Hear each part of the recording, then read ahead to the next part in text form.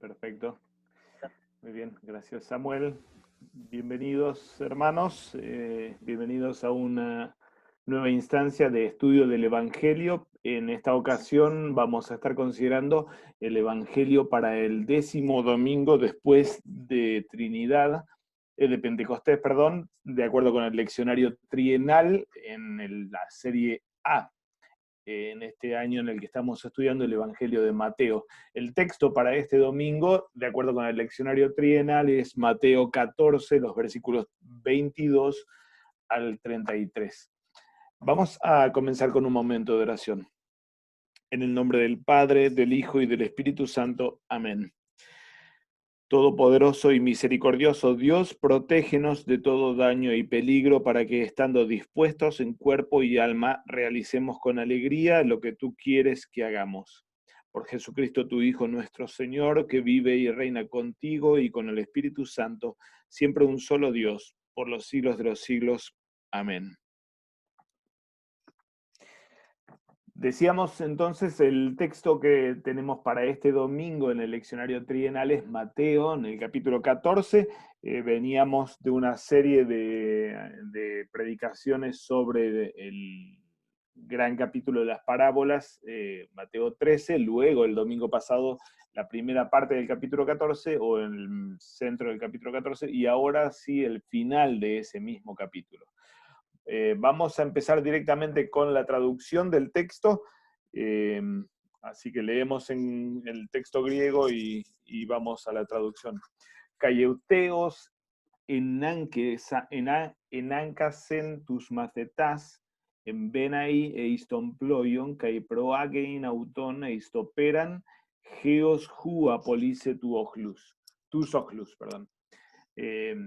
Inmediatamente, euteos, el adverbio este es de tiempo y marca inmediatez. E inmediatamente, después de la multiplicación de los panes, o que se completara el milagro de la multiplicación de los panes y la gente comiera, enanquesen anancao, anancacho, perdón, el verbo anancacho significa forzar a alguien o compeler a alguien a hacer algo.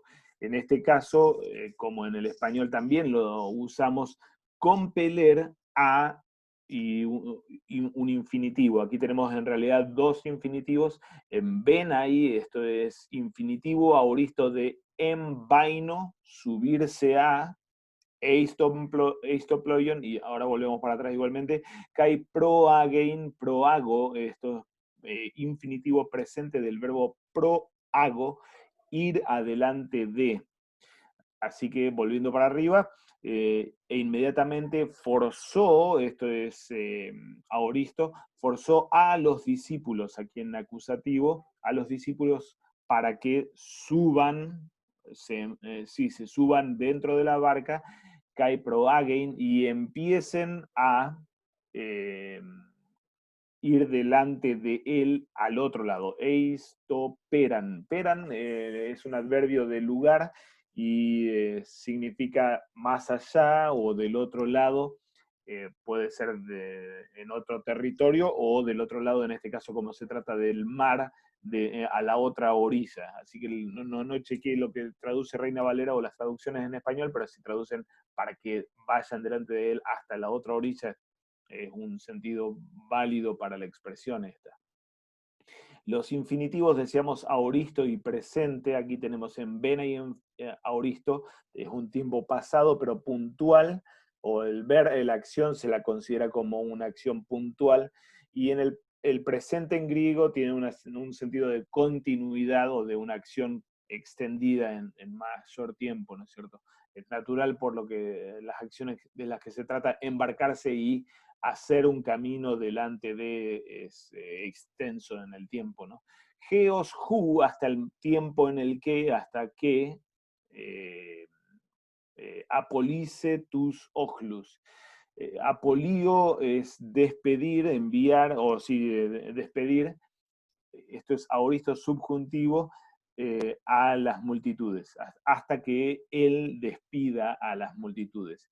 kai apolizas tus ochlus, aquí tenemos exactamente los mismos términos, solo que en participio auristo de apolío, y después de despedir a las multitudes, anebe, noten aquí tenemos el mismo verbo, la misma raíz, embaino era así, para embarcarse, acá anabaino es ascender, subir. Él no sube a un barco, sino eisto oros, a un monte o a la montaña, al monte, cat y dian, a solas, proseuxastai. Esto es infinitivo auristo de proseujomai. Proseujomai es orar, y aquí está en el infinitivo para indicar el propósito por el cual él sube al monte. Lo hace para orar. Opsías de genomenes monos en ekei. Aquí tenemos un genitivo absoluto, lo que se llama genitivo absoluto, que es una frase participial en genitivo que marca el momento o la circunstancia en la que sucede la acción principal, en este caso el verbo eimi en pasado, aquí en imperfecto. Opsía de genomenes, cuando ya era de noche, opsía. Opsía es el término que se utiliza para un momento de la tardecita o de la noche. Básicamente este mismo horario nuestro para los argentinos aquí, de 6 de la tarde a 9 de la noche más o menos, se consideraba o se considera el tiempo propio para la designación opsía. Así que era para los que estamos aquí en Argentina este mismo horario. Cuando se hizo de tardecita o de noche, estaba allí solo, monos. Versículo 24, to deploion ed stadius polus apotesges apeigen, pero el de este es adversativo, pero mientras que él estaba a solas en el monte orando, aquí en la filmadora se traslada al medio del mar, to deploion, la barca, ed stadius ya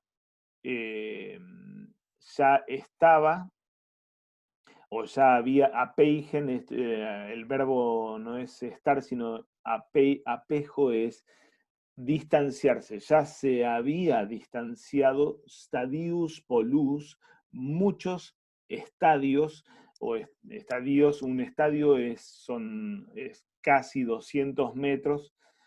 Esto no nos da mucha referencia igualmente precisa para definir a qué distancia realmente estaban, pero aquí lo define como muchos estadios apotesges, de o lejos de la tierra. Basanitzomenon, hipoton, kimaton, siendo, aquí tenemos el participio presente pasivo de basanizo. Basanizo es maltratar o hacer padecer, hacer sufrir, siendo maltratado, voz pasiva por el men que tenemos ahí hacia el final, siendo maltratado hipoton kimaton, por parte de las olas. Es llamativa la expresión y no es seguramente no casual que Mateo utiliza esta forma hipoma, genitivo, para agencia. Normalmente esto no es un, perdón, no se utiliza para una cosa que haga algo, sino una persona que hace algo. En este caso, el maltrato hacia los discípulos, o hacia la barca, mejor dicho, que es la que está ya alejada de la orilla, el maltrato, el agente de ese maltrato son las olas. Es casi como que las personifica en realidad aquí, ¿no? Como digo, no creo que sea casual por toda la carga que tiene la historia y la carga simbólica que tiene la historia. En gar en antíos jo ánimos, pues gar, imperfecto de eimi, el en aquí, pues ya, perdón, pues era de frente en antíos o opuesto jo ánimos, el viento, la ráfaga de viento. Dicho sea de paso, el mar de Galilea, por pequeño que sea, realmente no es grande para nada, aunque sí es profundo, pero sí se caracteriza por tormentas fuertes, especialmente por las corrientes de aire que pasan casi como si fuera un canal, el río, el mar de Galilea y el cauce del río Jordán hasta el mar Muerto, es casi como un tubo por el que hay un gran movimiento normalmente de corrientes de aire, y tenemos montes muy altos con temperaturas muy bajas cerca y el desierto no muy lejos. Entonces esto genera normalmente tormentas sorpresivas o ráfagas de vientos muy fuertes. Aquí entonces la última frase es que el viento lo tenían en contra de ellos, de frente. Eh, Versículo 25, tetarte de filaque, esto no tener la iota subscripta, la colita esa ahí abajo, esto es dativo de tiempo en la cuarta filaque, de ahí viene proviene del término filax o filazo, guardar o hacer una vigilia. Filax es un vigilante, la filaque es la vigilia, es un término para el tiempo, una descripción militar de la división de tiempo.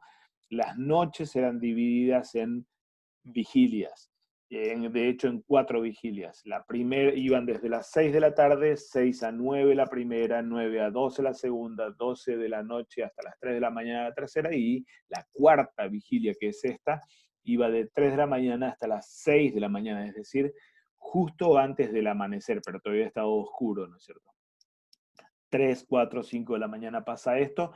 En la cuarta vigilia de la noche, Tesnictos Elcen pros autus, vino hacia ellos o hasta ellos. El verbo erjomai pros más acusativo no indica dirección, sino que posiblemente indica la llegada a destino, ¿no es cierto? Así que como en la cuarta vigilia de la noche llegó hasta ellos, peripatón epiten talasan, caminando, participio presente de peripateo, caminando por encima del mar. Hoy de macetai y dontes autón, epites talases, peripatunta, pero el de aquí tal vez no tiene necesariamente una fuerza adversativa en este caso. Los discípulos, después de verlo o al verlo a él sobre el mar caminando, o que caminaba sobre el mar, cuando tenemos un verbo jorao, tenemos aquí en el idontes, cuando tenemos un verbo o de comunicación o de percepción más un participio, posiblemente se trata del contenido de la acción. Entonces, ven a él caminando o ven que él camina. Etarachtesan legontes jotifantasmaestin. Tarazo, el verbo tarazo, noten aquí tenemos aumento temporal, etarachtesan, es aoristo pasivo del verbo tarazo. Tarazo es sacudir o conmocionarse. Estos son los discípulos, se conmocionaron o quedaron amedrentados, diciendo que es un fantasma, o diciendo es un fantasma. Puede ser que el Joti abra, sea como dos puntos para abrir comillas, o un discurso indirecto diciendo que es un fantasma. Kayapotu fobu ekraxan. Y por el miedo, phobos tenemos aquí, y por el miedo, o a partir del miedo, ekraxan. Kratzo, el verbo kratzo es gritar, clamar en un estado de desesperación. Versículo 27, Eucis de Elales en Jesús autois legon, enseguida, noten que tenemos el mismo adverbio, aunque con un formato diferente con el que empezó el texto, Eutheos, versículo 22, Eucis aquí en 27, les habló Jesús a ellos diciendo, Zarseite egoemi me fobeiste. Tengan ánimo. Zarseo es tener coraje o ánimo, tener coraje o sentir coraje. Ego eimi, yo soy. Me fobeiste, no tengan miedo. Algún comentarista, Jeff Gibbs, el comentarista del Sínodo de Missouri, que ha publicado con CPH, su comentario a Mateo indica cómo tenemos 3 reacciones básicamente de los discípulos en el versículo 26 y una respuesta triple de parte de Jesús que se corresponde básicamente con los 3 elementos de la reacción del versículo 26. El miedo, y Jesús empieza calmándolos o animándolos a tener coraje, una falsa confesión de quién es este Jesús como si fuera un fantasma, como lo tenemos así en el versículo 26, y aquí el ego eimi, la confesión ortodoxa de sí mismo, yo soy, Gibbs toma esto no como el nombre sagrado del Antiguo Testamento, cosa que yo no comparto personalmente, me parece que negar eso es perder un elemento clave en nuestro texto, pero el punto es que, para Gibbs esto simplemente es decir, bueno, no soy un fantasma, soy yo realmente. Me parece que aquí de hecho tenemos el contraste entre una falsa confesión de Cristo y una propia confesión de Cristo en el versículo 27, y el phobos que motiva el grito o el clamor revertido en la exhortación en el imperativo me fobeiste en la boca del Señor. Versículo 28, apocrifeis de autojo Petro Seipen, respondiéndole a él, Pedro le dijo, Kyrie eisi que leusonme el thein prose epitagidati. Kyrie, Señor, en vocativo, Señor, si realmente eres tú, o si eres tú, aunque aquí el pronombre personal me parece que marca cierto énfasis, entonces si realmente eres tú, y el sentido de todo el planteo deberías movernos a marcar esto como dudando de si es o no él, si realmente eres tú, que leusonme, esto es imperativo auristo de que leuo, dar una orden, ordéname el thein prose, ir hacia ti, epitagidati, sobre las aguas. Jode eipen, el C, y él le dijo, ven. Esto es imperativo auristo de erjomai, ir o venir, en este caso sería ven. Kai katabasa potuployu jopetros peripates sen epitagidati, y después de bajar, catabaino, esto es participio auristo de catabaino, y después de bajar de la barca, Pedro caminó, auristo infinitivo, perdón, indicativo, Pedro caminó epitagidati sobre las aguas, Cayelcen proston Yesun, y llegó hasta Jesús.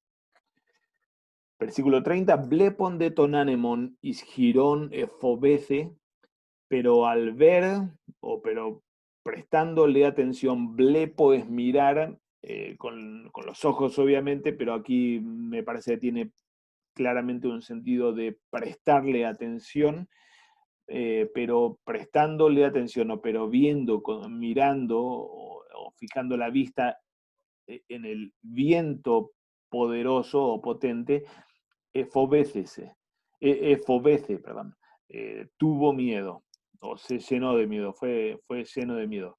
Caiarxámenos catapontitsestai, y al empezar, arjo, el verbo arjo es empezar algo, y catapontizo, pontos es mar, catapontos es por debajo del mar, y catapontizo es ir debajo del mar. Al empezar a hundirse bajo el mar, Ecraxenlegón gritó o clamó diciendo, Kyrie sósonme, Señor, sálvame. Noten aquí otra vez casi triple la reacción de Pedro, o el final de este Pedro, nuevamente como en la primera reacción triple de los discípulos, Después de poner a prueba al Señor aquí en versículos 28 y 29, el resultado termina siendo estar en la misma, básicamente, en la misma situación de fobos, de temor, de kratzein, gritar o clamar, y en este caso clamar rogando para ser salvo, para ser rescatado. Euceos, nuevamente, por tercera vez en el texto, inmediatamente Jesús, ecteinas tengeira, extendiendo la mano, epelabeto autú. Epilambano es tomar o levantar, lo levantó a él. Kailegei, noten el tiempo presente para el verbo lego, y le dice a él, oligopiste, edistasas. Oligopistos, oligopistos sí es oligos, poco, y pistos, o pistos es creciente, eh, es decir, eh, poca fe o fe pequeña sería el término aquí. Esto está en vocativo, hombre de poca fe está bien traducido, o casi como si fuera un título, fe pequeña, le dice a él, o poco creciente. Eisti, ¿para qué edistasas? Aquí tenemos el verbo distazo, que viene del adverbio dis dos veces, y distazo es como tener la confianza o el norte en dos lugares diferentes. Dudar, bueno, es la traducción normal, pero tiene el sentido de duplicidad o de ir y venir con la mirada en dos cosas diferentes, ¿no? Así que, ¿para qué dudaste? O por qué dudaste no está mal, pero el ace tiene un sentido de propósito normalmente. Kai anabanton auton eiston ploion, y después de subir, anabaino, esto es participio genitivo, plural, y después de que ellos subieran eiston ploion a la barca, ecopasen joanemos. El viento, copazzo es agotarse o cansarse o calmarse. Eh, copos es un cansancio físico, la fatiga, y esto es lo que le pasa al viento en la tormenta esta. Así que después de que ellos subieron a la barca, el viento se calmó. Es una buena traducción, aunque tiene este sentido de copos, de cansancio o de agotamiento. Y último versículo, joide entoploio, pero los que estaban en la barca, prosequines sanautó, lo adoraron a él. Prosquineo es adorar, viene de quineo, dar un beso, y prosquineo es hacer el gesto de veneración o de adoración. Pero los que estaban en la barca se inclinaron para adorarlo a él, diciendo, Alethosteu Huyosei. Verdaderamente, alethos, noten la omega aquí, no es el adjetivo, sino el adverbio que modifica el verbo ei, de eimi. Verdaderamente eres, Teu Huyos, de Dios el Hijo, o Hijo de Dios. Muy bien, señores, este es el texto que tenemos para el domingo. No sé si hay preguntas sobre la traducción.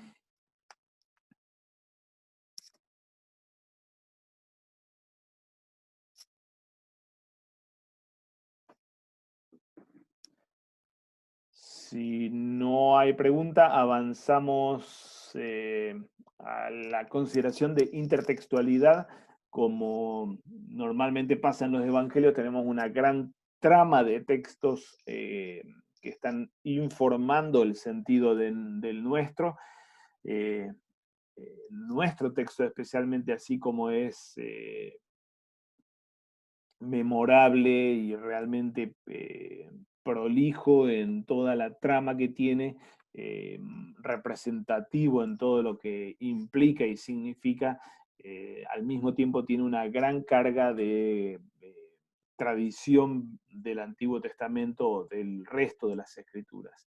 Así que vamos a pasar algunos medio por arriba, como los primeros, el despedir a la multitud y el subir al lugar a solas para orar como práctica normal que el Señor tenía. En Mateo aparece esto de despedir a las multitudes como una bisagra para nuevas etapas o nueva escena.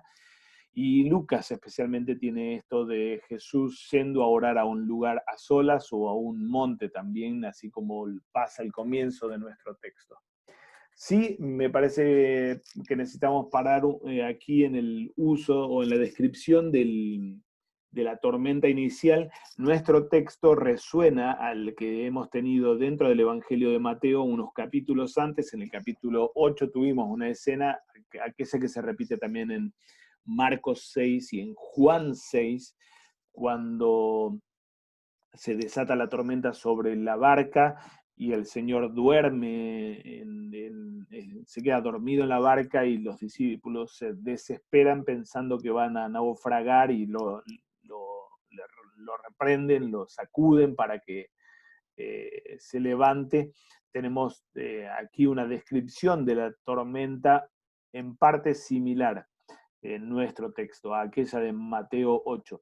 El texto entero es paralelo, aunque no es idéntico y no tiene exactamente el mismo sentido, pero el paralelismo que tiene marca o hace que pongamos el ojo también en aquel texto y pensemos en la relevancia que tiene la conexión entre Mateo 8 y Mateo 14, especialmente por lo que pasa en nuestro texto.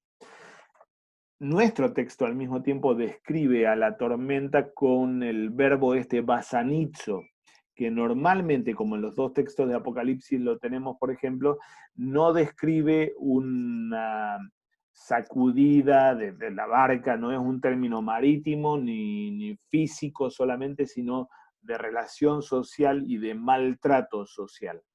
Una persona maltrata a la otra, así como los ángeles enviados en Apocalipsis 9 y como los dolores de parto en Apocalipsis 12 castigan a la mujer o producen la angustia de la mujer en el alumbramiento. Normalmente es un término para hablar acerca de maltrato de persona a persona. En este caso es, como tal vez en Apocalipsis, la persona es el objeto, pero el que produce el padecimiento no es un objeto, no una persona, sino un objeto en sí, ¿no es cierto? Es el mar aquí, así los dolores de parto. La cuarta vigilia en la tradición bíblica, como decíamos, la cuarta vigilia es entre las 3 de la mañana y las 6, es decir, justo antes del amanecer, es en las narrativas bíblicas, especialmente así en múltiples lugares, pero tal vez un lugar fundamental es Éxodo 14, donde la liberación final de Israel de la esclavitud de los egipcios sucede justamente en la vigilia de la mañana. La vigilia bien temprano, es el término que tenemos en griego, en tefilakete geotiné. En el Salmo 46 también en la Septuaginta se utiliza un término similar para hablar acerca del momento en el que Dios va a intervenir para salvar a su pueblo asediado, como lo describe el Salmo de la Reforma, Salmo 46. Dios está en medio de ella, no será conmovido. Dios la ayudará al clarear la mañana, to pros proi, justo antes del amanecer, justo antes del alba. Y es también el momento en el que Mateo mismo describe la aparición del resucitado o el sepulcro abierto en el capítulo 28, pasado el día de reposo al amanecer. Es otro término, te epifoscuse, en la iluminación o al aparecer el sol, ¿no es cierto? es el momento en el que las mujeres van al sepulcro y encuentran a los ángeles allí y al sepulcro vacío. Así que en la tradición bíblica, la cuarta vigilia es el tiempo de la visitación divina para rescatar al pueblo de Dios o para rescatar al pueblo en medio de sus tormentos o de sus dificultades. Y es en nuestro texto también el momento en el que el Señor viene a ellos caminando sobre el agua. Esta misma imagen de caminar sobre el agua es la marca registrada en el Antiguo Testamento para hablar acerca de Yahvé como verdadero Dios. No por nada, obviamente. El primerísimo relato de la creación habla de cómo Yahvé o cómo el Espíritu de Dios flotaba sobre las aguas y el episodio fundante del pueblo de Israel como pueblo de Yahvé y liberado por Yahvé es justamente la travesía por el mar, como lo vemos en el en Éxodo 15. Caminar sobre las aguas, entonces, para el Antiguo Testamento es marca registrada para hablar acerca de Yahvé como Dios verdadero realmente. Es el argumento que en los tres textos que tenemos aquí, eh, y pues, si exploramos un poquito más, y de hecho los dos textos del Antiguo, sí, los dos textos del Antiguo que acompañan a nuestra lectura de este domingo van en la misma línea. Caminar sobre las aguas es el gran argumento para hablar acerca de la potencia divina, de la veracidad de Yahvé como Dios. Él no es un Dios falso precisamente porque tiene la potestad de caminar sobre las aguas. Esto en los códigos de la teología del Antiguo Testamento está marcado a fuego.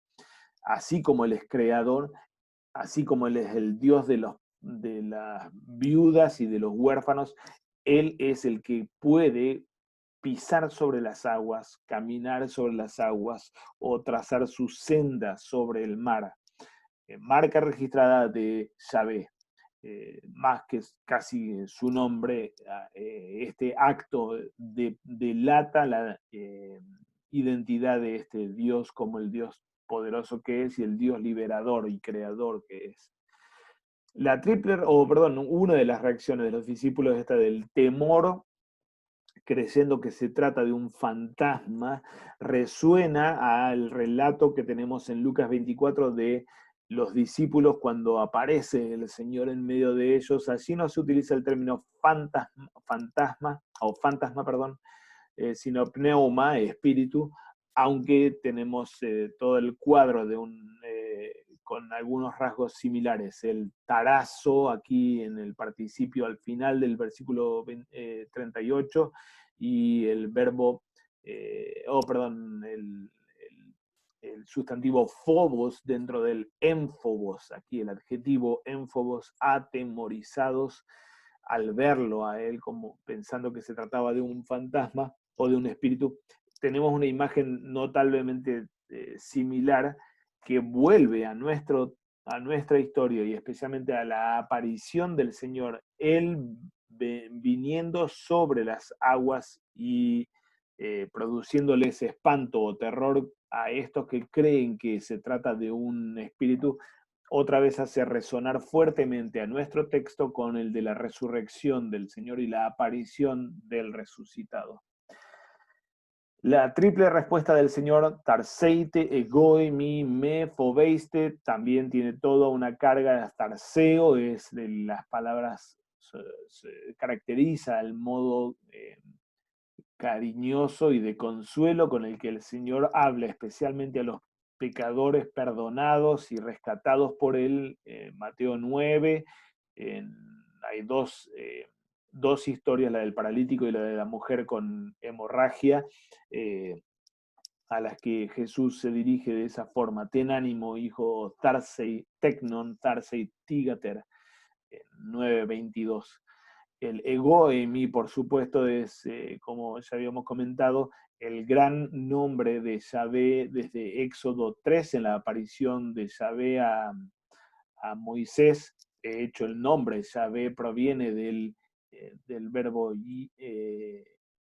Yah, Yahia, Yahie, perdón, Yahie, que se traduce como yo soy, ego en hijo on, y que pasa a ser especialmente en el libro de Isaías el nombre propio de Yahvé, en el que otra vez se vuelve a su origen con la expresión ego en mí. Juan, por supuesto, es el gran texto que utiliza esto en boca de Jesús. En Mateo es la única instancia que tenemos el ego en mí, y ego en mí en este caso en boca de Jesús referente a sí mismo. Mefobeiste también es palabras de consuelo, características del Antiguo Testamento, en las teofanías, no temas, pero en Mateo y en el resto del Nuevo Testamento, mefobeiste aparece en unas cuantas oportunidades, especialmente las palabras del ángel en la tumba a las mujeres y del resucitado a las mujeres, resuena a nuestro imperativo de no temer. Otra vez respaldando esto que decíamos, como nuestra escena casi anticipa lo que va a pasar en el momento del domingo de la resurrección. La respuesta de Pedro, versículo 28, el planteo de Pedro: Señor, si eres tú, ordéname a mí que camine sobre las aguas, obviamente tiene una resonancia con la historia de la tentación de Jesús. Llamativamente a Pedro luego, en el capítulo, unos capítulos después, Jesús mismo lo va a llamar Satanás, no pensando las cosas como las piensa Dios. Y aquí Pedro ya anticipa, casi anticipa la misma gramática, básicamente, que Satanás tuvo en la tentación. Si eres hijo de Dios, ei huios ei tu theú, dos veces abriendo las dos primeras tentaciones.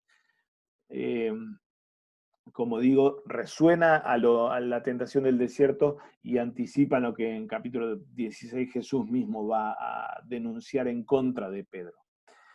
El ruego de Pedro, o el lenguaje con el que se describe el versículo 30, la tragedia en la que se mete este Pedro, al temer la potencia de los vientos y empezar a hundirse y clamar diciendo, Señor, sálvame, es lenguaje propio de uno de los salmos, Salmo 69, en el que se utiliza, así como les indiqué así en el griego, las mismas expresiones básicamente. Así que, consciente o no, Pedro estaba resonando al salmo, y en la memoria del pueblo de Israel, que conoce las escrituras, en muchos casos de memoria, en grandes porciones, obviamente el Salmo 69 estaba en el fondo, estaba resonándoles realmente. El acto de extender la mano es una imagen de auxilio de Yahvé en el Antiguo Testamento, y aparece en otra ocasión en el Evangelio de Mateo para también Jesús sanando o curando al leproso. Mateo 8, él lo cura extendiendo la mano sobre el enfermo. La expresión o la definición que Jesús hace de Pedro como oligópistos, este término oligópistos atraviesa gran parte de nuestro evangelio, Mateo 6, 8, 16, 17, 28, 28, no, perdón, sí, 17, son todas instancias en las que Jesús habla a los discípulos con respecto a la eh, pequeñez de la fe, a la pobreza de la fe o a la poca fe, como lo pone en la Reina Valera aquí, hombres de poca fe. Y luego en el capítulo 17 utiliza el mismo oligópistos, aunque en su formato de sustantivo, oligopistía, por vuestra poca fe es que no pudieron exorcizar o sacar a ese demonio. Capítulo 28 no utiliza este término, pero sí el otro que Jesús reprende o reprocha en Pedro, el distazo, el verbo distazo, como jugar a dos puntas, Mateo, el narrador, nos describe que los discípulos cuando ven al resucitado lo adoran, prosquineo, el verbo que va a utilizar luego en el versículo 33 de nuestro texto, prosquineo, y indica Mateo, pero algunos dudaban, Mateo 28, 17. Hoi de distasan, es el mismo verbo distazo que Jesús reprocha aquí. Este recorrido, especialmente del término oligopistos, es bien significativo, especialmente en la descripción que el Señor hace de los suyos, de sus discípulos. Los llama una y otra vez como hombres de poca fe. Lo que no los pone entonces a ellos en la otra vereda como enemigos o como fuera de la iglesia, como fuera de esa manada pequeña. No, de hecho la manada pequeña a la que le habla en Mateo 6, a esa manada pequeña la llama oligopistoi, hombres de poca fe. Me parece que este hecho que el Señor utiliza una y otra vez ese término como descripción de su iglesia, de los creyentes, expone el carácter fragmentario o no ejemplar, si se quiere, no heroico, de la fe de la iglesia. La iglesia, por definición, es oligopiste, es de poca fe. No porque sea incrédula, porque eso sería una cosa diferente, sería apistos, incrédulo, aquello que Jesús reprocha a Tomás, por ejemplo, en Juan 20. Él no nos llama apistos o nos llama a la iglesia apistos, sino oligopistos, de poca fe, débiles en la fe, frágiles en su fe. Como digo, me parece un dato fundamental para describir el carácter no heroico de la iglesia desde sus mismas bases y desde su mismo reducto en los apóstoles. Podríamos decir, bueno, pero todavía eran llamados de esa forma porque no había pasado la resurrección o no tenían el Espíritu Santo. Buenos puntos. No obstante eso, es la descripción propia con la que el Señor se refiere a los suyos, a los de adentro, que representan realmente a la misma iglesia dentro de la narrativa del Evangelio. Por lo que no para excusar la flaqueza o debilidad de la fe o la pereza en la fe, pero sí para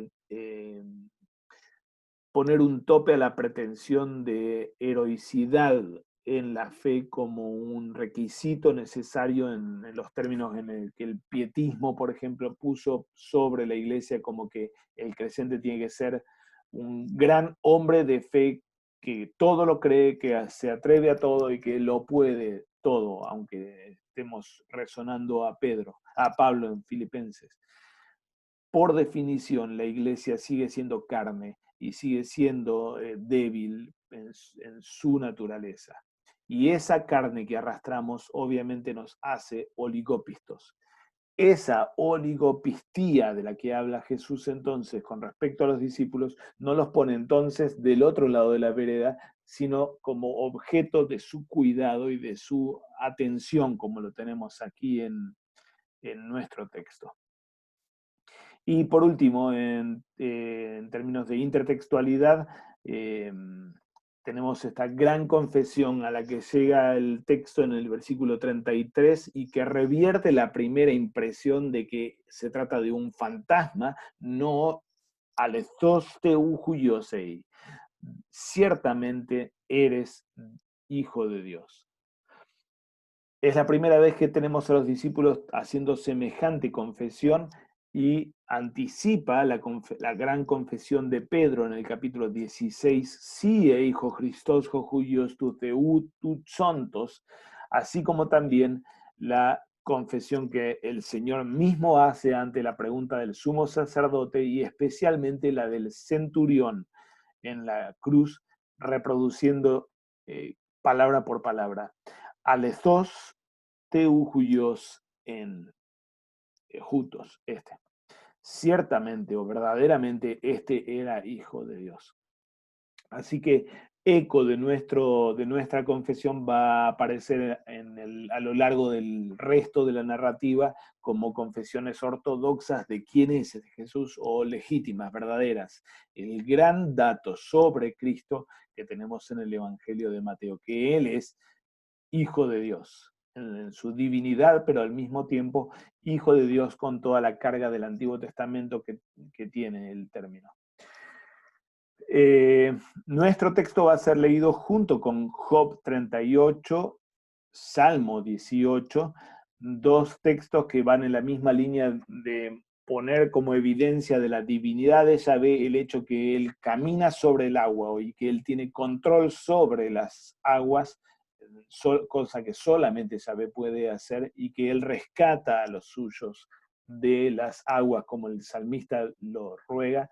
Y Romanos 10 se va para otro lado totalmente diferente. Tenemos obviamente la lectura continuada de los textos, entonces no necesariamente vamos a encontrar siempre una conexión temática, aunque si este texto, Romanos 10, tiene una relevancia para la lectura de nuestro texto, me parece fascinante. Es aquel texto en el que Pablo confronta la pretensión de la justicia de la ley de los judíos. La justicia de la fe no reclama ascender al cielo o descender al abismo para traer a Cristo, sino que está en la palabra de tu boca y en tu corazón, como Deuteronomio lo dice. Invocarlo es creer, y esta fe es por el oír el Evangelio que salió a todo el mundo, es decir, que me llegó hasta mí. No tengo que ir a buscarlo al cielo, como dice Pablo, no tengo que descender hasta el abismo para buscarla, sino que vino hasta mí.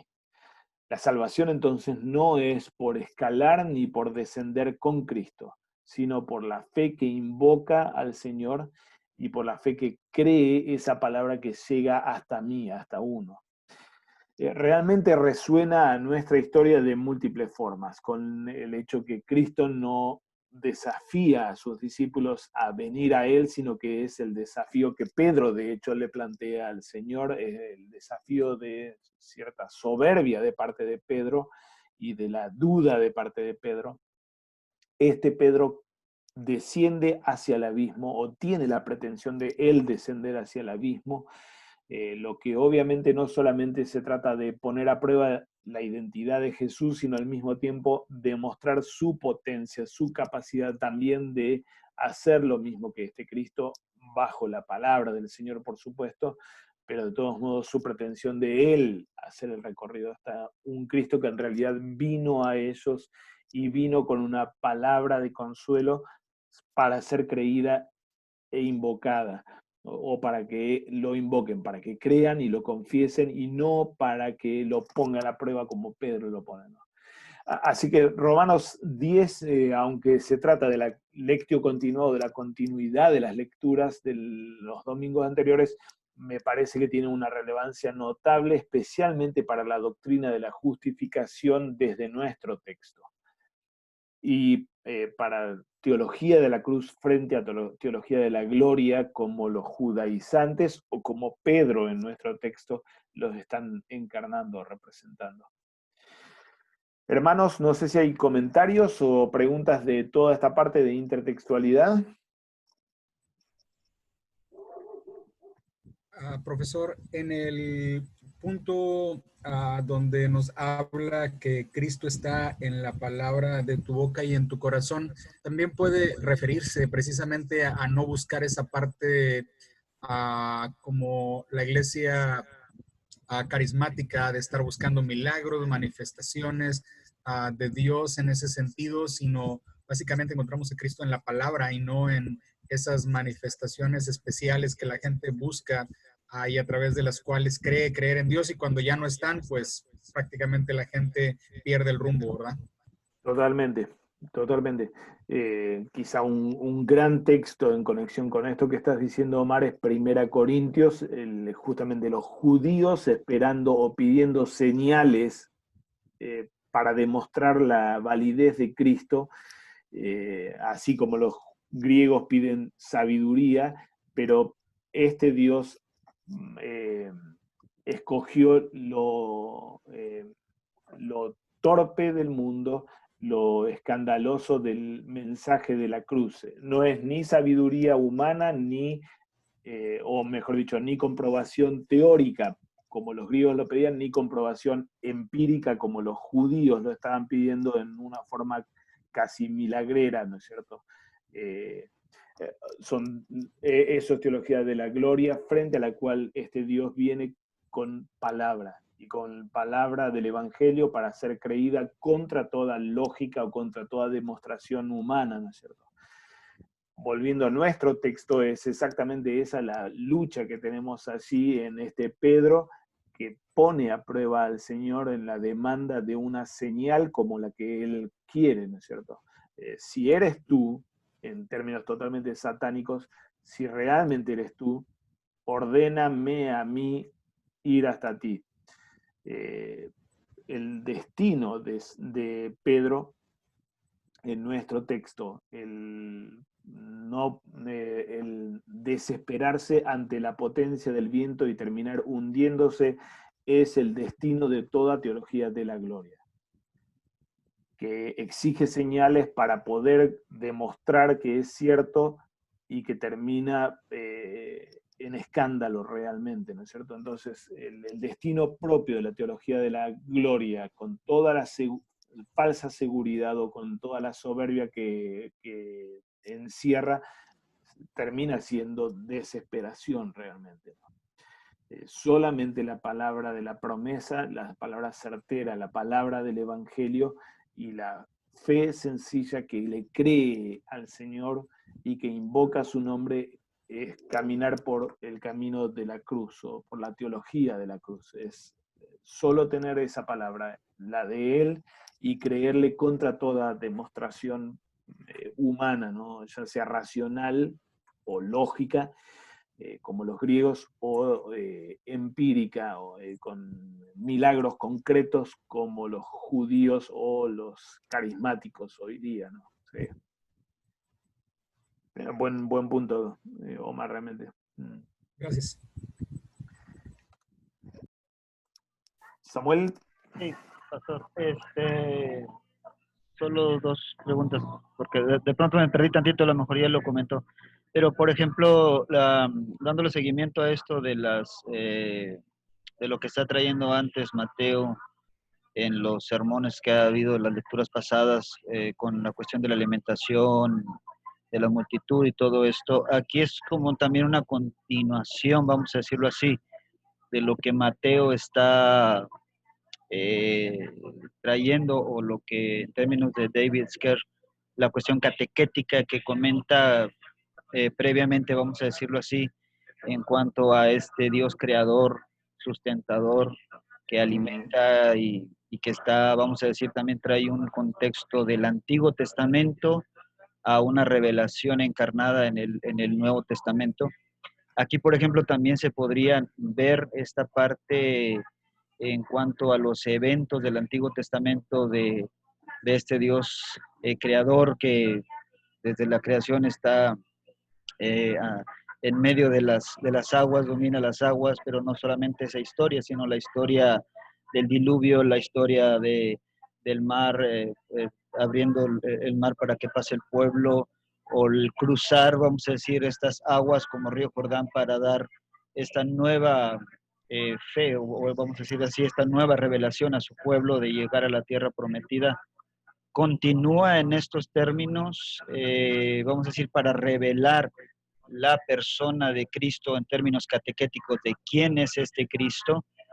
Y esa sería la primera, como una pregunta. Y la segunda, la parte esta donde habla también de fantasma, en términos también de catequesis, se podría decir también una parte en la cual también se está hablando una respuesta al gnosticismo del tiempo, también como no es un fantasma, no es un espíritu, sino es Cristo revelado en carne. Esto que menciona usted, esta pregunta casi satánica, ¿no?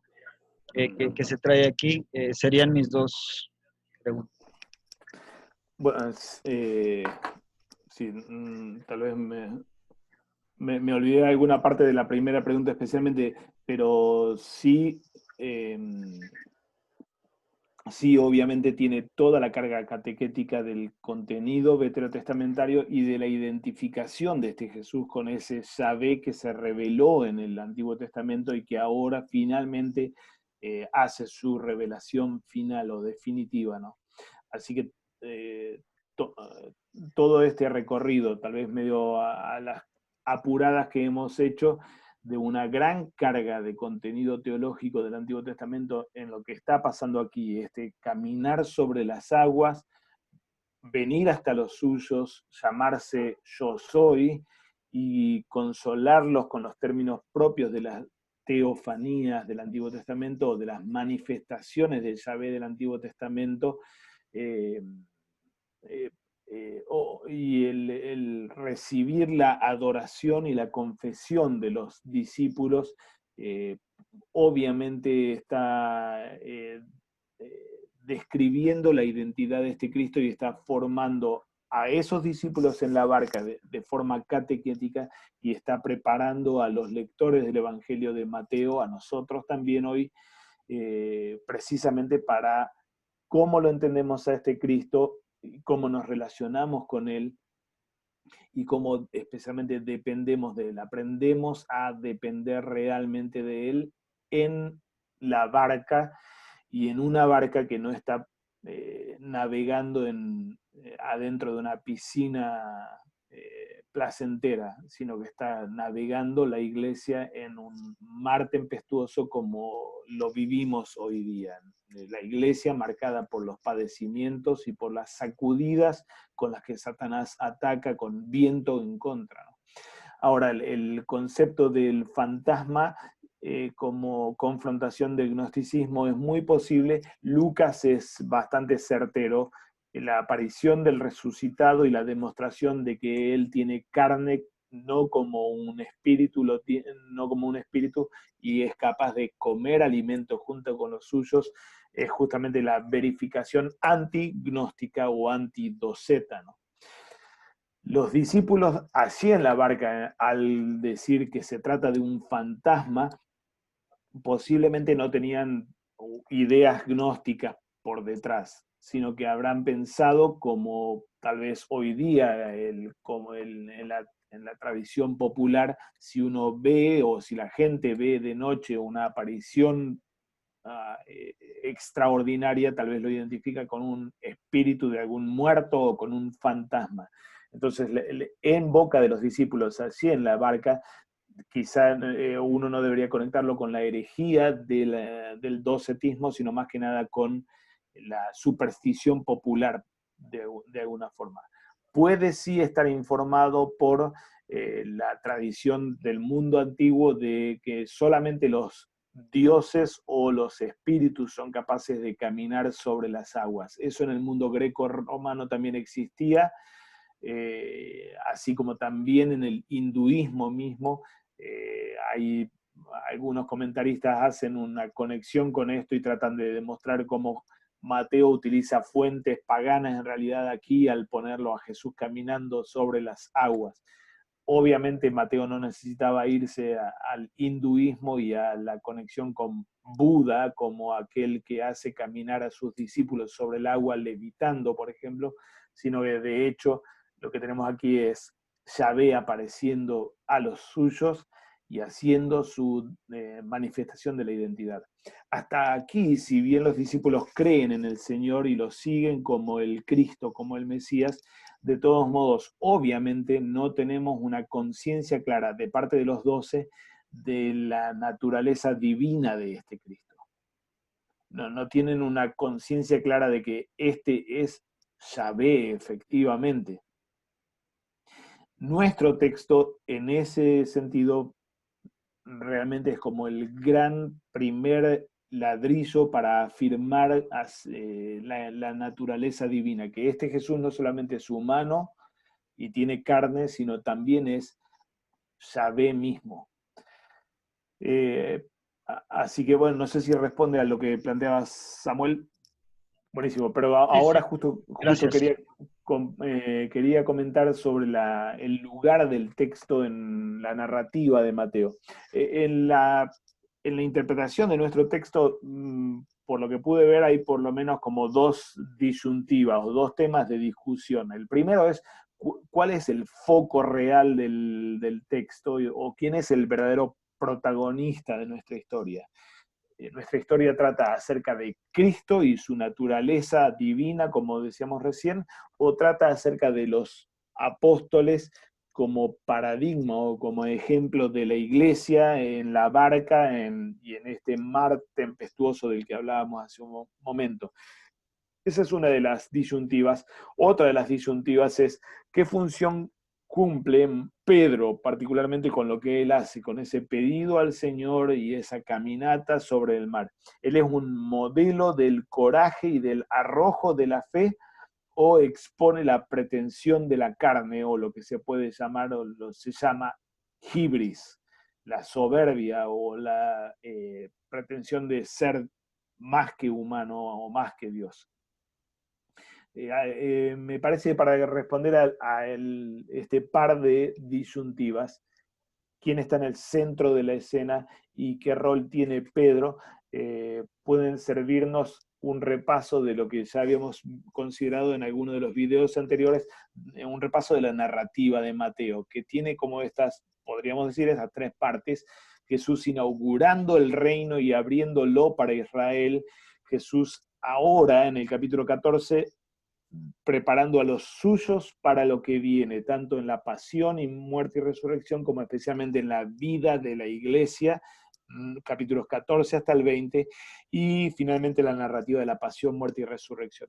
Mateo 13, el texto que habíamos predicado domingos atrás, tiene una función casi de bisagra entre Jesús abriéndose a Israel y ahora Jesús solo dedicándose a los suyos especialmente, aunque sigue tratando con Israel, pero ya para definitivamente romper relaciones, ¿no es cierto? Mateo 13 es la bisagra de la ruptura de relaciones. ¿Dónde estamos en nuestro texto? Es el comienzo básicamente del segmento del medio. Jesús dedicado a los suyos para prepararlos para lo que viene por delante y para cómo vivir como iglesia. Esto, junto con mucho de la carga simbólica ya en el Antiguo Testamento que tenía la barca sobre el mar sacudida y rescatada desde la creación, el diluvio, Israel cruzando por el mar Rojo, así como Pedro, por ejemplo, lo expresa en su carta al hablar del bautismo como el diluvio, y Noé, la barca, como la iglesia, básicamente. Esto hace que nuestro texto realmente tenga toda una carga representativa, y los creyentes inevitablemente, la iglesia inevitablemente se va a identificar con esos discípulos que están siendo preparados para cómo vivir su vida de iglesia después de la pasión y resurrección de Cristo. Cómo ser iglesia y cómo vivir como iglesia en este mundo. Así que nuestro texto es el primero o uno de los primeros en el que Jesús se está dedicando a catequizar a los suyos para ser iglesia. Y esto ya está empezando a responder a la pregunta de quién está en el centro, ¿es Jesús o es una historia sobre los apóstoles? Uno podría decir, son los dos, pero Jesús tiene tal vez mayor chance de ser el protagonista o el dueño de la historia. Todo este recorrido al mismo tiempo es confirmado por lo que se confiesa sobre Cristo. En la primera escena de la barca, los discípulos terminaron preguntándose: ¿qué hombre es este que aún los vientos y el mar le obedecen? Capítulo 8. Nuestro texto no termina con la pregunta, sino termina con la respuesta a esa pregunta. ¿Verdaderamente eres hijo de Dios? Lo que allí había sido pregunta ahora es confesión. y confesión en el marco doxológico o litúrgico de adorarlo a este Cristo y adorarlo confesándolo como lo que Él es realmente. Decíamos, esta confesión es la primera que luego sigue repitiéndose en boca de Pedro en el capítulo 16 y en boca del centurión y los que estaban a la vuelta en el capítulo 27, al pie de la cruz del Señor. La confesión de que Él es el Hijo de Dios realmente. Esto entonces lo pone en el centro de la escena realmente a Jesús. Otro dato que necesitamos considerar y que tal vez nos confirma esto es lo que pasa dentro de nuestro texto.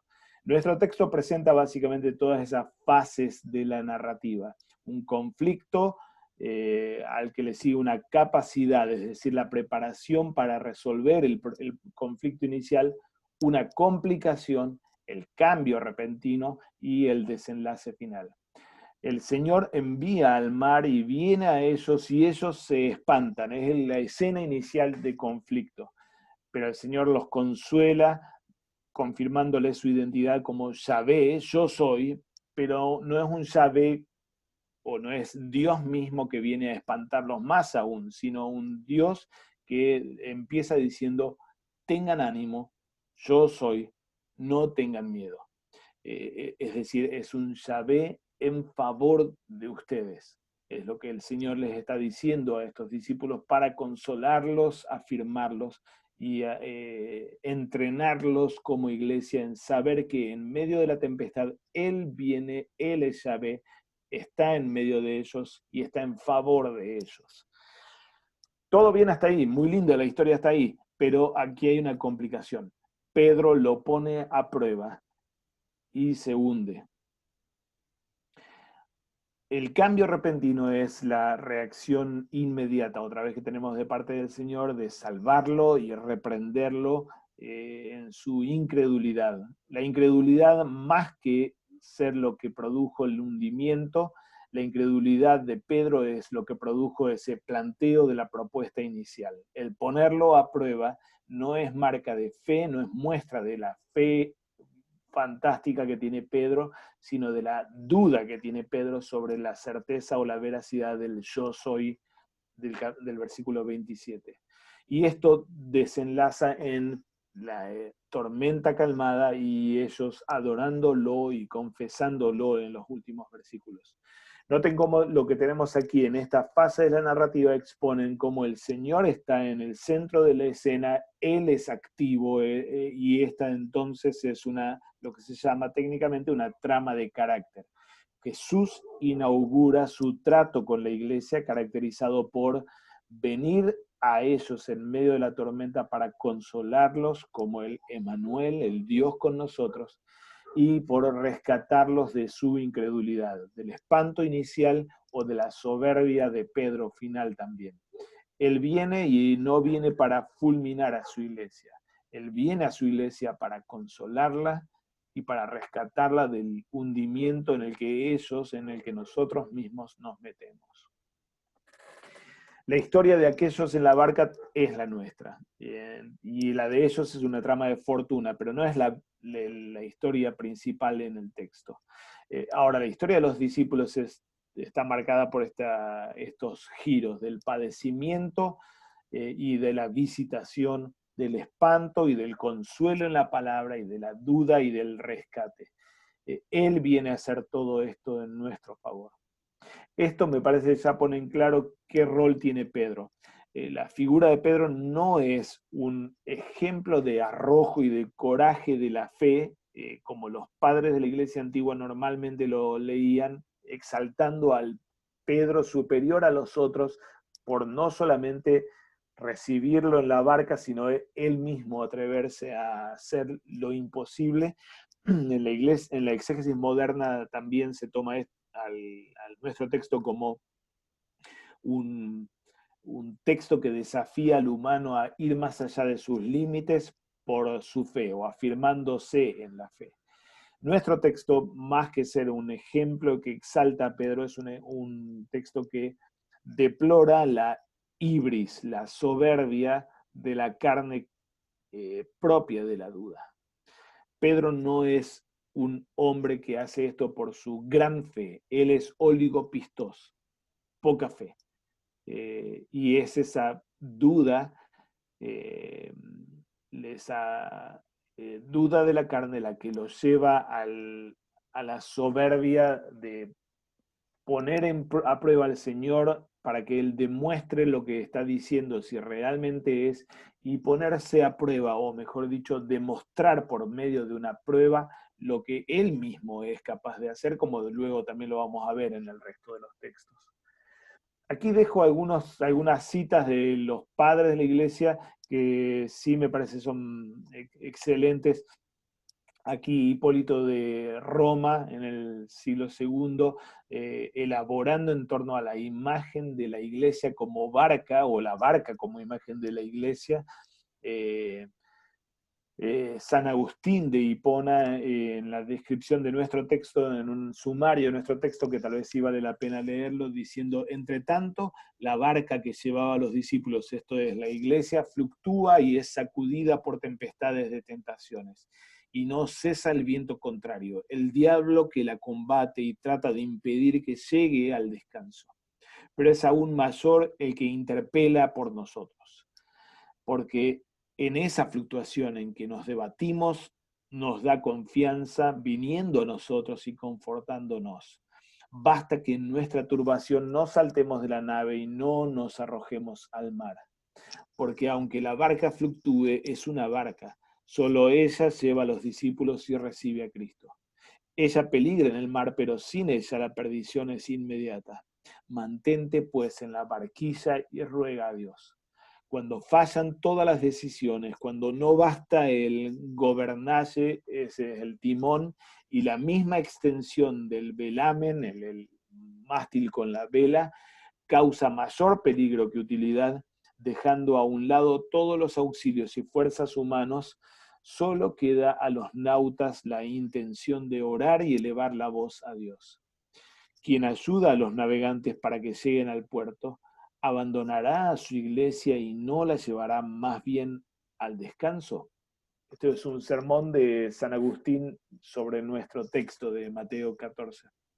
Me parece un excelente sumario, especialmente otra vez de la centralidad de Cristo. El texto lo tiene a él como protagonista y se trata de cómo Cristo trata con la iglesia y sostiene a la iglesia en medio de sus propios flagelos y del lugar propio para nosotros. No es el de demostrar heroicidad en la fe, sino el de clamar a Él y confiar en Él, descansar en las promesas de cuidado que el mismo texto nos está trayendo.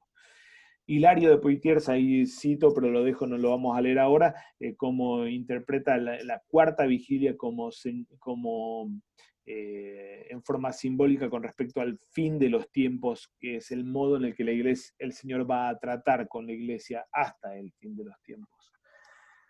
Algunas cuestiones con respecto a la doctrina de nuestro texto, entonces. Hemos dicho que el Cristo está en el centro y el texto trata acerca de Él y su cuidado por la iglesia, por lo que me parece que es un buen texto y un buen domingo para enseñar sobre la identidad divina de Cristo, como lo hace nuestro texto, sobre el oficio triple en favor de la iglesia hoy día para sostenerla en medio de sus dificultades, y cómo lo hace particularmente viniendo a nosotros como el yo soy para sostenernos en palabra y sacramentos.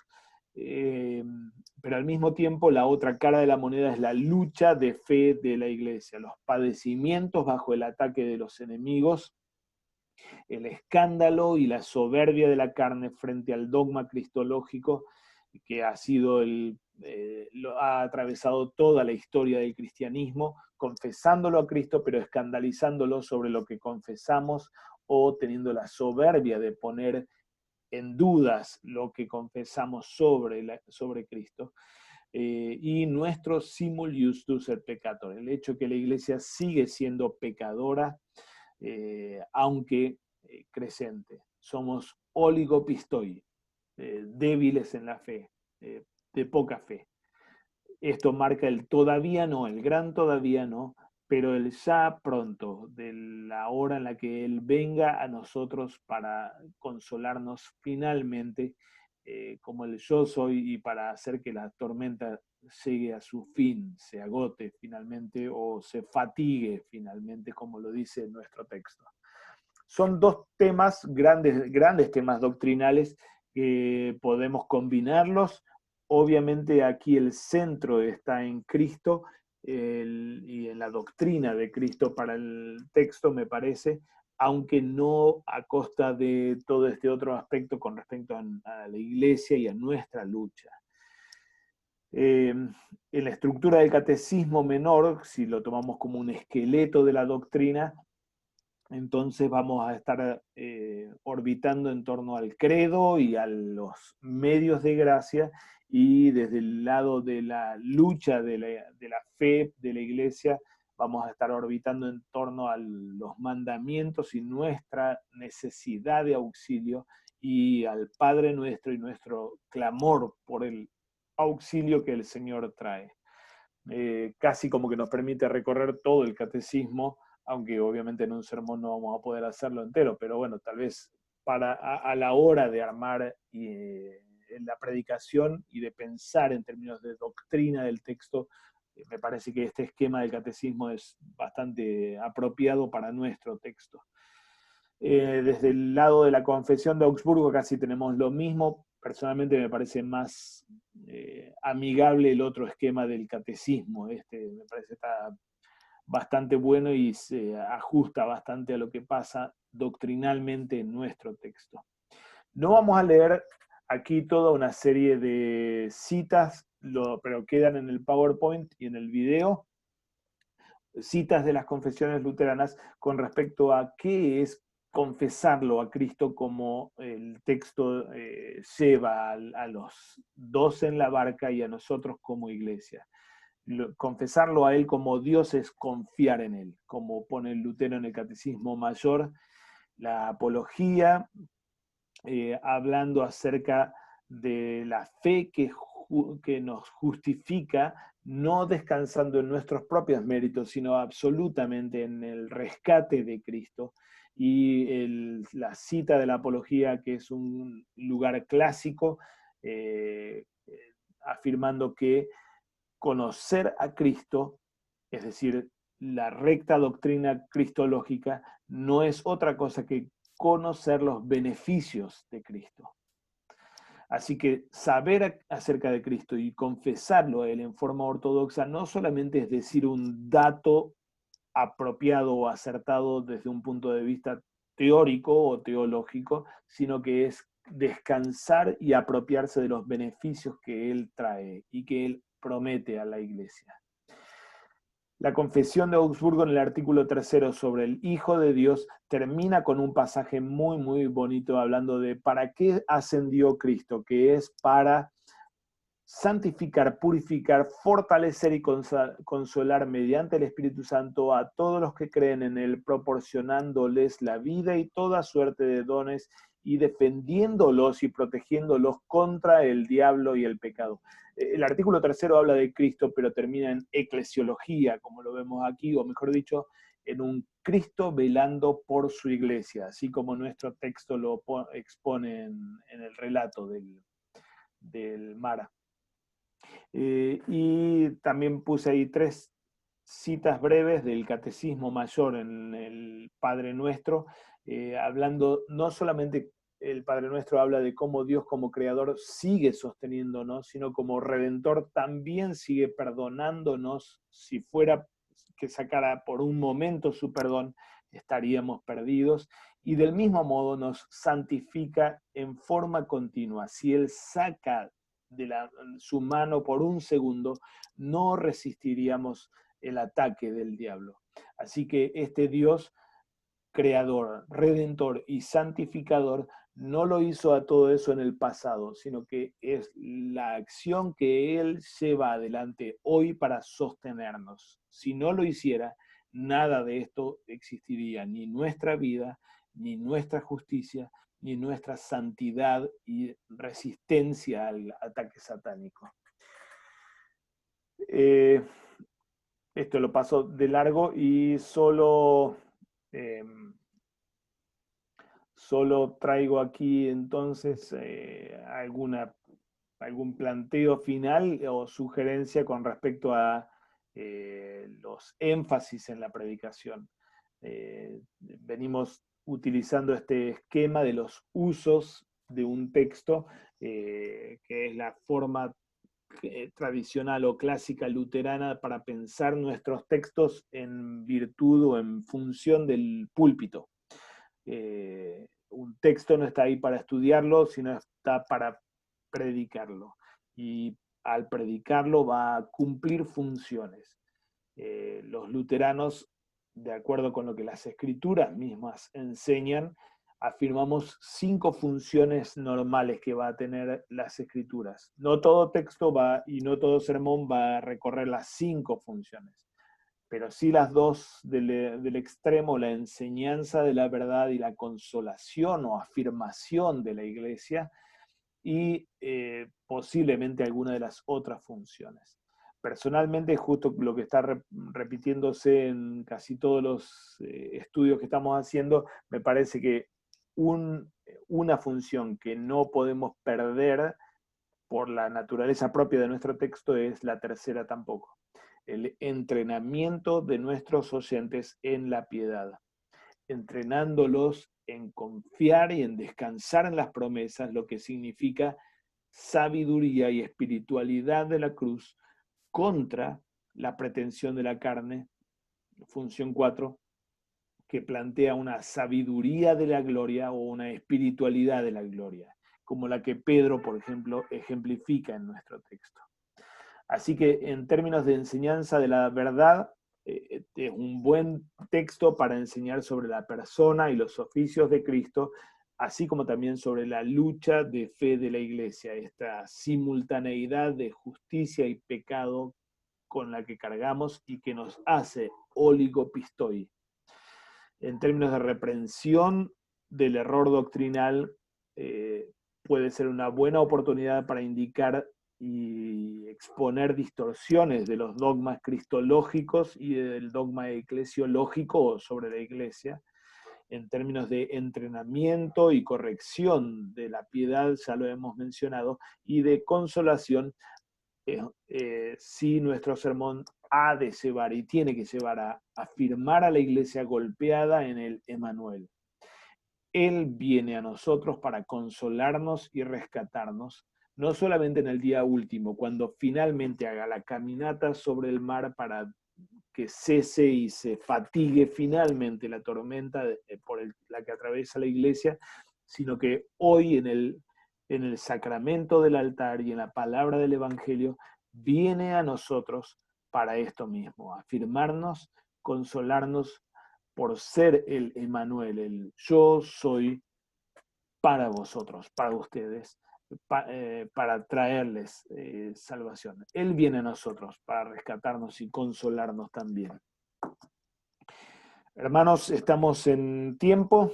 No sé si hay preguntas o comentarios.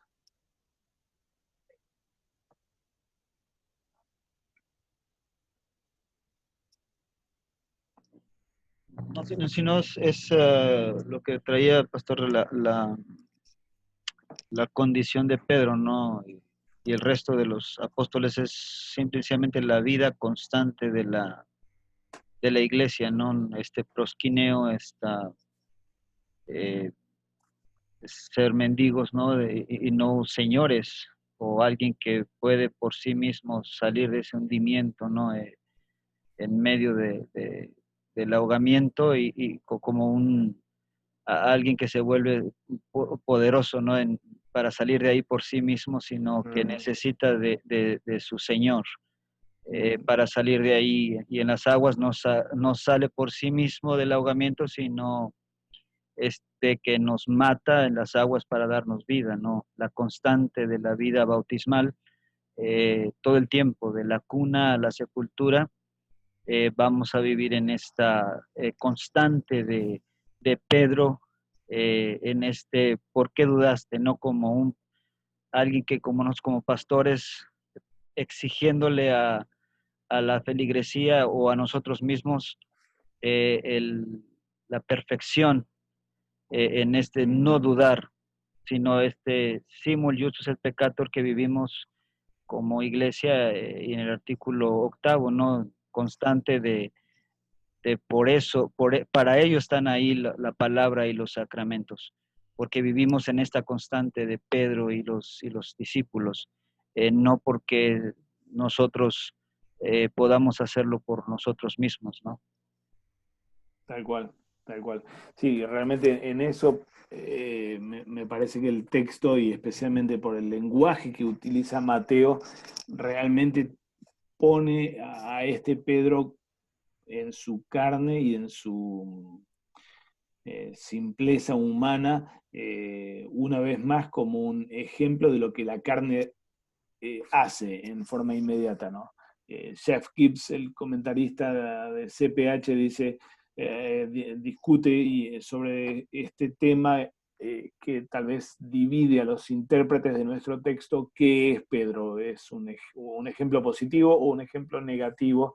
También él tiene la postura de que Pedro aquí no está siendo exaltado, sino que expone lo que nos produce la carne, esa soberbia o esa pretensión, producto de nuestra incredulidad o de nuestra incapacidad para satisfacernos con, como decía Omar Garzas hace un momento, satisfacernos con la palabra. No, necesitamos más, necesitamos esa prueba y ese probarnos también para sentir tranquilidad o calma o sentir descanso realmente. Bueno, la fe que justifica no puede descansar en los propios logros espirituales. La fe que justifica descansa fuera de sí mismo, en los méritos de Cristo, en la perfección de Cristo, en la justicia de Cristo, en el hecho que este Cristo vino hasta nosotros para rescatarnos en nuestros hundimientos, y descansa en la promesa de Cristo, es decir, en su palabra, Tarsei ego mi me poveiste. Tengan ánimo, yo soy, no tengan miedo. Las palabras de promesa de este Jesús son lo que la iglesia tiene, y la fe que justifica reposa sobre ella porque son palabras de Él, de este que sí es roca sobre la que la casa que se edifica no cae cuando sopla el viento y viene la lluvia, sino que se sostiene, pero no por causa de la fortaleza de la casa, sino solamente de la fortaleza y de lo incuestionable de esa palabra. Así que el texto realmente está confrontando dos tipos de espiritualidades. Una espiritualidad de la gloria, que pone a Pedro como un ejemplo de héroe de la fe y un gran hombre que logra las cosas que el común de la gente no logra. No, el texto está enseñando una espiritualidad de la cruz, que parte del reconocimiento de la necesidad total que tenemos de ser rescatados, de ser salvos, y parte también de la confianza ciega en la palabra del Señor, incluso cuando la carne nos hace dudar y cuando la carne no tiene seguridad. En sí el texto es un gran texto de consolación contra las ambiciones espirituales también que nosotros podemos tener y que tantas veces, con la que tantas veces fantaseamos por un lado, o por las que nos aterramos por el otro también. Por pensar, yo no soy un gran héroe en la fe, entonces ¿será que estoy adentro o que estoy afuera? Bueno, pues bien, el oligopistos no solamente fue la reprensión del Señor a este Pedro, sino también es la descripción que el Señor hace de los suyos a lo largo de todo el Evangelio. No para exaltar la debilidad de la fe, pero sí para exponer que es parte de nuestra naturaleza, es parte de nuestra debilidad, y hace a nuestra necesidad constante de que Él no solamente sea un creador que sigue creando, sino también sea un redentor que sigue perdonando y que sea un santificador que sigue sosteniendo en medio de los ataques de Satanás, porque sin esa santificación continua no resistiríamos por un minuto, por una hora, como lo pone Lutero así en el Catecismo Mayor, en la cita que habíamos traído, ¿no? Así que sí, gran texto y un gran texto de un gozoso consuelo, ¿no?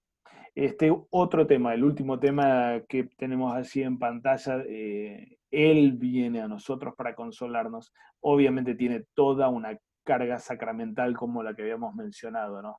Y esa imagen de Él viniendo a la iglesia tiene que ser la imagen y ha de ser la imagen que proyectamos, no en la pantalla necesariamente, pero sí que proyectamos con nuestra predicación al señalar cómo es que Él hoy también viene a nuestra barca, sacudida por tantos flagelos, y a nosotros, atemorizados en medio de la tormenta. Hermanos, no sé si hay algún otro comentario o pregunta.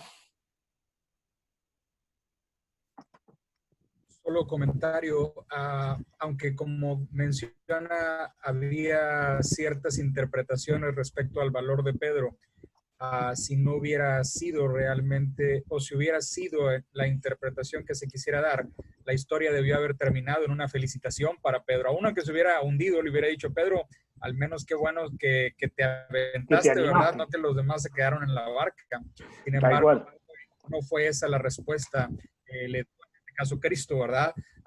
Alinea mucho esa respuesta. Totalmente, totalmente.